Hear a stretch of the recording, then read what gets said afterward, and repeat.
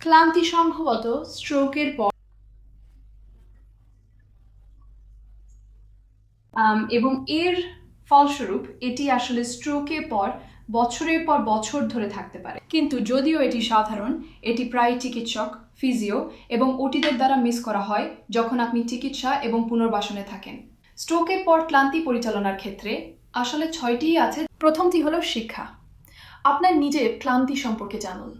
আপনার কার্যকলাপ এবং আপনার শক্তি স্তরের একটি দৈনিক ডায়েরি রাখুন এবং এটি আপনাকে জানাবে কিভাবে আপনার শক্তি স্তরগুলি সর্বোত্তমভাবে ব্যবহার করবেন। তাহলে উদাহরণস্বরূপ, বেশিরভাগ মানুষের সকালে সবচেয়ে বেশি শক্তি থাকে, তাই আপনি যদি কার্যকলাপ করতে যাচ্ছেন তাহলে পরিকল্পনা করুন যখন আপনার শক্তি থাকবে।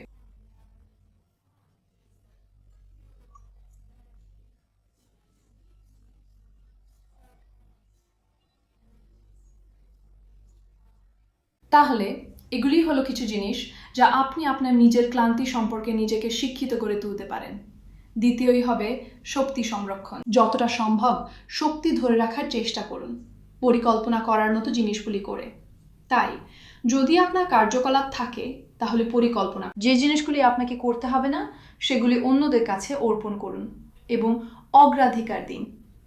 সবচেয়ে বেশি প্রয়োজনীয় জিনিসগুলি করুন। তৃতীয়ই হলো শক্তি প্রতিস্থাপন।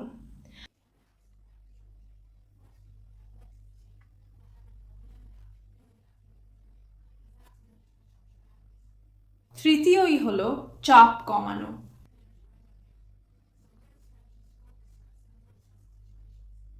শেষ দুটি হলো ভালো খাওয়া, কারণ আপনাকে আবার আপনার ট্যাঙ্কে শক্তি দিতে হবে যাতে এটি ব্যয় করতে পারেন এবং কম ক্লান্তি অনুভব করতে পারেন। এবং ব্যায়াম।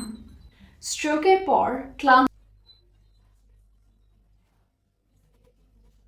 আপনি জানেন স্ট্রোক, তাহলে আপনার সাধারণ চিকিৎসক বা একজন ফিজিওথেরাপিস্টের সাথে কথা বলা মূল্যবান একটি মৃদু ব্যায়াম প্রোগ্রাম সম্পর্কে, যা আপনার শক্তি স্তরগুলি বাড়িয়ে রাখতে সহায়তা করতে পারে।